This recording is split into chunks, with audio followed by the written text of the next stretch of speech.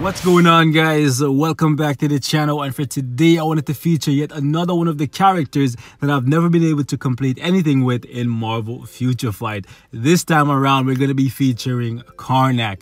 Now when it comes to Karnak, honestly, unless you're at the point right now where you're just building your roster to complete all the characters and not so much to complete content in the game via Shadowland, World Boss Ultimate, Alliance Battle, you name it, you should not be building Karnak because he's not going to do very well for you as a character. He's a very fun character to play, but his survivability and his damage is just not really that good. So even if you have him built really well and you play him extremely well, you will still struggle with the character. In his kit, he has 3 iframes. They're partial iframes though, and they're on the 3, the 4, and the 5. And to be honest, the best things about him is actually his tier 2 passive is decent. I'll give him that. His 4-star passive is also decent, but if you pick up this uniform, which it doesn't make him that much better, but it gives him this really cool debuff that allows him to remove time freeze, shield, barrier, all damage immunity,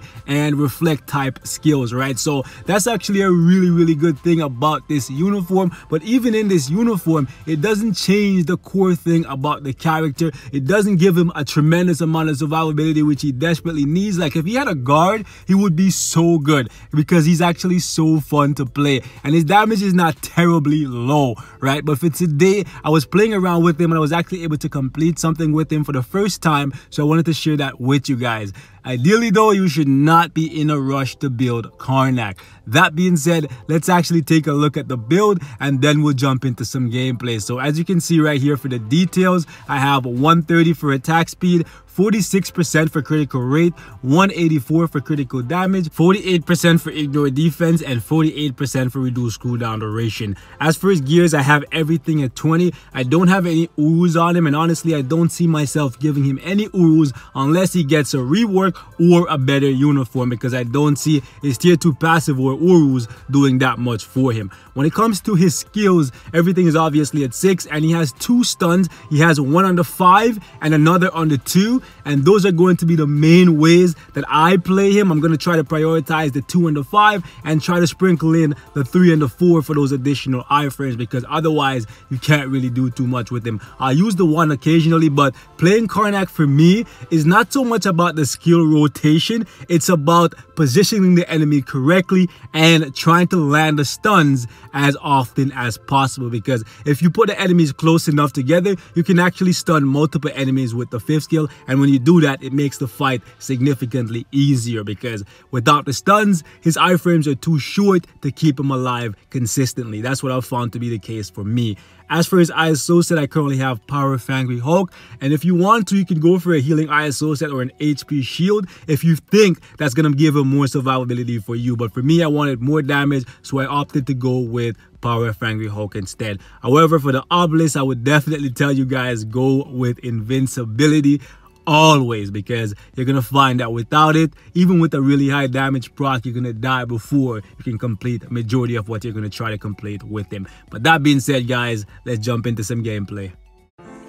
Alright guys, so when it comes to this stage in particular, for me, I like to treat it a little bit differently than most people. Most people, when they're using a speed character on this stage, ideally they would go after War Machine or Iron Patriot first, simply because he's a blast type, so you'd be dealing more damage to him. But for me, I find that what works best for me is actually to take out Falcon first, because of all the iframes and the flying that he does. He makes this stage incredibly annoying for me. So even if I have to get beat up by War Machine or Iron Patriot a little bit to eliminate Falcon, I find that that's the best way to go about it for me. So that's why I'm taking so much damage here. And you know what? We're gonna have to switch targets real soon because this guy's pissing me off. Like seriously, get out of here, freaking bastard. I was trying to eliminate Falcon first, but this guy got on my nerves.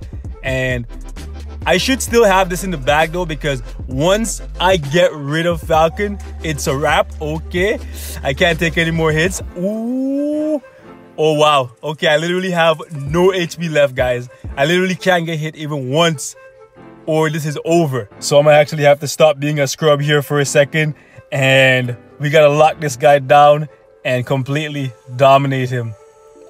I'm gonna actually have to activate my Sharingan. Shout out to any of you guys who know what I'm talking about. I have to read every single move this guy's about to make and make sure he doesn't make it. And we freaking got it. Hell yeah. We freaking got it, boys. But that is all I have to share for today, man. Just wanted to give you guys some gameplay with Karnak. Yet another character that I can take off my list of characters that I've never been able to use in this game. Stay tuned for more, guys. Don't forget, if you want to see more of these type of videos, leave me some names in the comments. I'll get to you guys as soon as I can. Thanks for watching, boys. Peace out.